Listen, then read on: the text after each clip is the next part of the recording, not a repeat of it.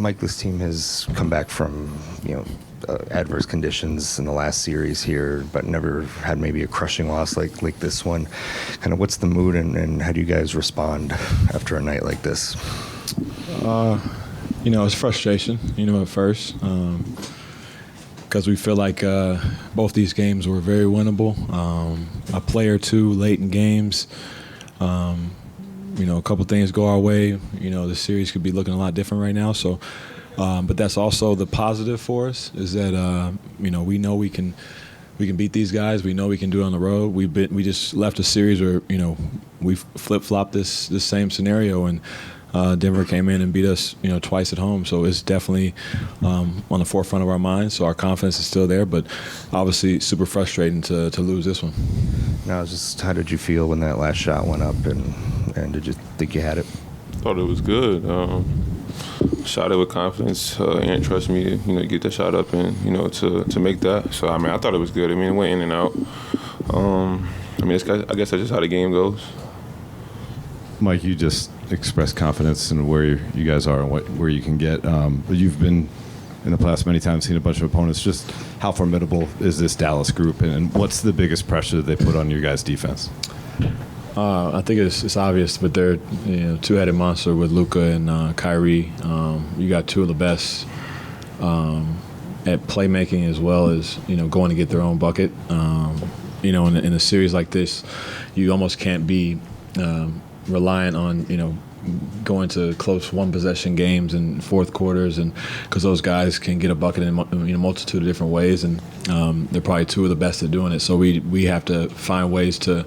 We have leads, 6-point leads, make it 8, make it 10, try to stretch the game out a little bit to where it puts a little bit more pressure on them. But, when they get the rolling, it puts a lot of pressure on our defense and a lot of different coverages we have to throw at them. Mike, what does the team have to sacrifice not to have you out there on the baseline on those lobs? It's the details for us, because our coverage is, if we do it right, it doesn't matter who's on the baseline. Our help is early. Our bigs are high.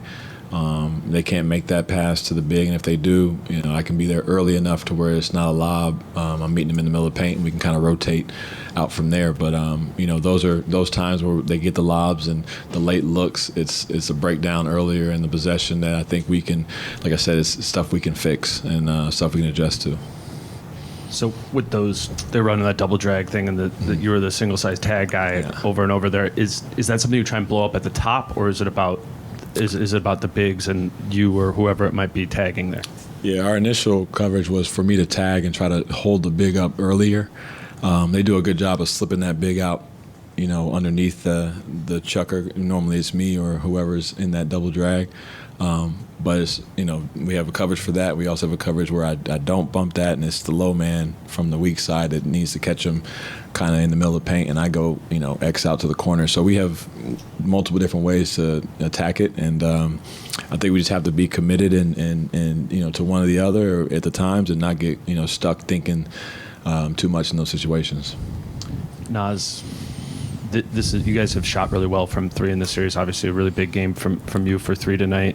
What are you seeing whether it's you or Ant or Cat or whatever, and you're getting to the basket? It has not been an effective 2-point shooting game. Is that rim protection, or is it something that you guys need to execute better once you're getting downhill? They crowd the paint very well.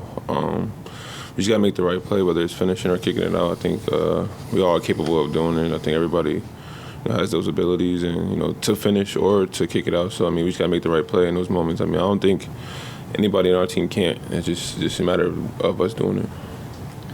Mike, shots may not be falling for you guys right now, but is it more than that? Is everything else from your advantage, like defense, hustle plays? Is everything else going okay? Is it just a matter of shots not falling? No, I think it's a lot of things that the small things within the game, the offensive rebounds, the leak outs. They're very good at pushing the ball in transition and kind of throwing it ahead. I think they had a couple buckets, especially in the fourth or late third, where they were throwing it ahead to guys in his jump balls, and they go lay it up. And try to speed the game up that way. We have to try to take that away, take away all the easy opportunities, especially for the guys who aren't, Luka or Kyrie, and to make the night a little bit tougher. But we'll make shots. We'll get back to making shots as a whole. Obviously, we haven't put a complete game together yet, and when we do play our best, we are a tough team to beat. We just have to figure out how to do that. A question to both of you. What do you guys tell now each other? Because you need to get rid of this frustration. You just have that one day, and you are in a must-win situation with Game 3. So what do you guys tell each other for that? Just to stay with it, I don't really think anybody's frustrated. That's the best part about it, and we kind of know that it's us. We just have to, get into our ways and our brand of basketball. So that's the best part about it, just knowing that it's us, and we're beating ourselves for the most part. Yeah, I think having the day, having one day in between it helps. You can kind of get your mind right and get ready to play again, especially having, not having to wait a couple nights and letting this linger and marinate a little bit. I think it's good to get right back to it because, we're itching to play again, and can't wait to get to Game 3. Mike, what's the process like of trying to be assertive enough to where you're initiating the offense as much as possible?